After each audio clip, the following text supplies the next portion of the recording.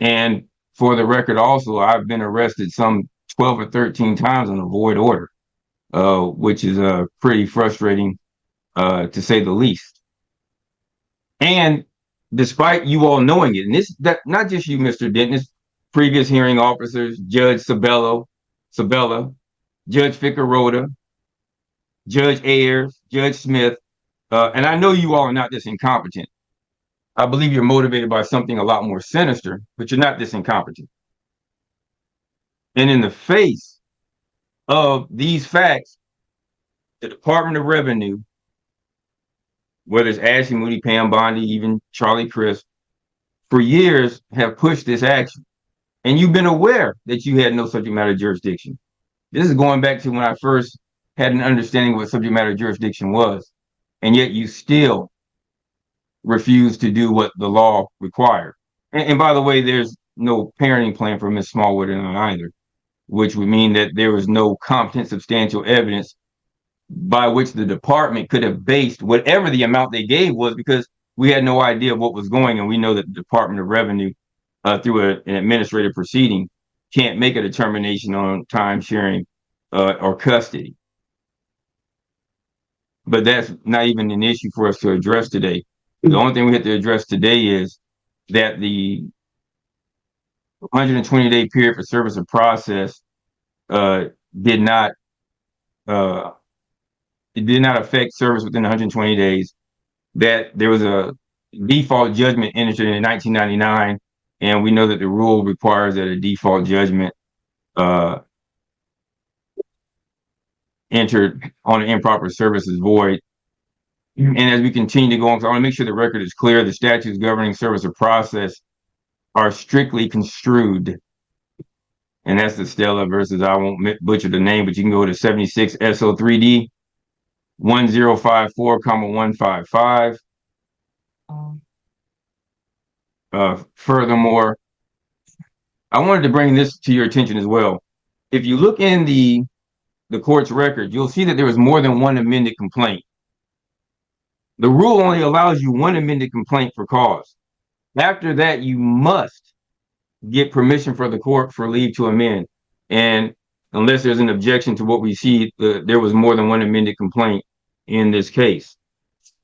And I'll just give you the rule. It's the Florida Rules of Procedure 1.190 states that a party may amend a pleading once as a matter of course at any time before a response to the pleading is served. Otherwise, a party may amend a pleading only by leave of the court or by consent to the party. We know I didn't consent to anything, and that's within the rule. And by the way, in Warner, Warner-Lambert Company versus Patrick, 428 SO2D 718, the Florida DCA, the fourth, in fact, ruled that they reverse and remand the case to the trial court with instructions to dismiss the amended complaint and vacate the default final judgment. And that's actually inside of your inside of the exhibits that I gave you as well. And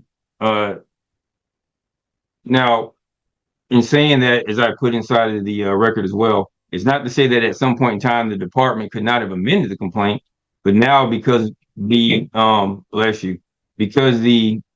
a child anymore, the 36-year-old individual is now beyond the 4-year statute of limitations for when the department could have even brought back the case. We have a dead case. And at any time, the department, through their various attorneys, had every ability and option to have corrected the record. But what they chose to do was disregard well-established law. And because I don't have the original complaint, the court has no basis to show that the proper grounds for establishing jurisdiction are even in the record. You know, before the court can take jurisdiction, it has to say, okay, we have jurisdiction.